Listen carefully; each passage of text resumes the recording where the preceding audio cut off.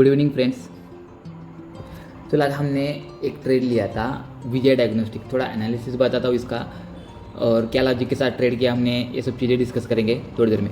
दो बार ट्रेड लिया हमने इसके अंदर, 2 बार सेटअप बन के आया हमारे हिसाब से और 2 बार हमने ट्रेड कैप्चर किया। दोनों भी ट्रेड 1% के कैप्चर किए। अभी फ़िलहाल कंडीशन क्राइटेरिया हमारा चेंज हुआ है कि इंट्राडे के अंदर ट्रेडिंग करते वक्त मार्केट गिर रहा है, अच्छा खासा मार्केट फॉल हो रहा है, तो हम हमारी स्ट्रैटेजी चेंज करके पहले हम 2% 3% अबव कैप्चर करते थे, पर अभी फ़िलहाल की कंडीशन में मार्केट बुलिश नहीं है तो हम 1% लेके बाहर निकल रहे हैं स्टॉक के अंदर से। तो उतना भी बहुत है। अभी के मार्केट में तुमको 1% 2% ट्रेड मिल रहा है लॉजिक के साथ, तो तुम अच्छा खासा प्रॉफिट कर सकते हैं। चलो ठीक है। सुबह में एक ट्रेड बना था विजया में, सेम हमने इसको अपने ORB के स्ट्रैटेजी पर ट्रेड किया। ORB के स्ट्रैटेजी पर हमने इसको ट्रेड किया। 964 को हमने एंट्री बनाई इसके अंदर, 964 को 964 को एंट्री बनाई। 1% का हमारा टारगेट था ऑलमोस्ट 975 तक। 975 को प्राइस ने टच किया और हमारा ऐसे ट्रेड निकल गया। लॉजिक क्या था कि हमारी ORB स्ट्रैटेजी, वो स्ट्रैटेजी के साथ हमने ट्रेड किया। तो वहाँ पे हमारा स्टॉप लॉस था 953 ऑलमोस्ट और टारगेट 1% का हमने लगाया, मतलब 1:1 का रेशियो अप्लाई किया था यहाँ पे। उसके हिसाब से हमने यहाँ पे ट्रेड बनाया।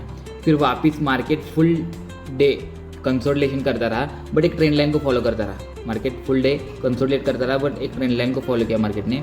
उस ट्रेंड लाइन को थोड़ा मार्क करते, ठीक है।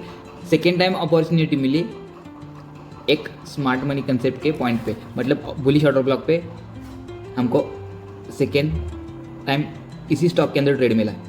देखो प्राइस ने एक डिस्प्लेसमेंट कैंडल बनाया था यहाँ पर एक डिस्प्लेसमेंट कैंडल बनी थी जो प्रीवियस हायर हाई को ब्रेक किया था। उसने जो प्रीवियस वाले ये हायर हाई को ब्रेक किया था प्राइस ने और यहाँ से ब्रेकआउट दिया था, ठीक है। फिर वापस प्राइस एक कंसोलिडेशन जोन में चला गया। जिस वक्त प्राइस ने उस लेवल का ट्रैपिंग किया प्लस बुलिश ऑर्डर ब्लॉक से ऑर्डर कैरी किए, रिवर्सल लिया, तो हमने 985 को एंट्री बनाई। वापस 985 को एंट्री बनाए और वापस यहाँ पे ऑलमोस्ट 2% कैप्चर किया। 985 से लेके 1005 तक हमारा ट्रेड बना।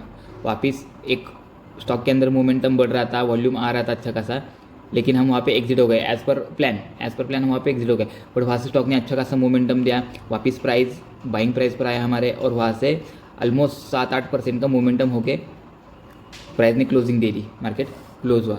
इस फेज में चेकआउट करो, हम क्या चेक कर रहे थे कि जो फर्स्ट ट्रेड लिया हमने वहाँ पर हम RSI चेकआउट कर रहे थे कि RSI ओवरबॉट जोन में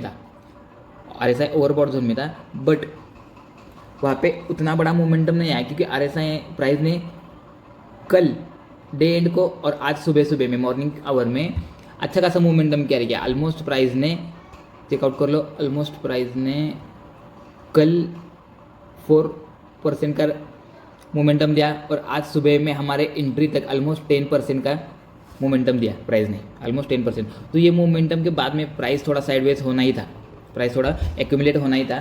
तो वहाँ से प्राइस ने कंसोलिडेट करना स्टार्ट किया और लास्ट में मोमेंटम दिया। देखो जब प्राइस कंसोलिडेट कर रहा था तो हमारे हिसाब से वॉल्यूम डिके हो रहा था, वॉल्यूम कम हो रहा था। तो ये भी ज़रूरी है मेरे लिए कि प्राइस का वॉल्यूम कम हो रहा है और प्राइस अप ट्रेंड में लगाए।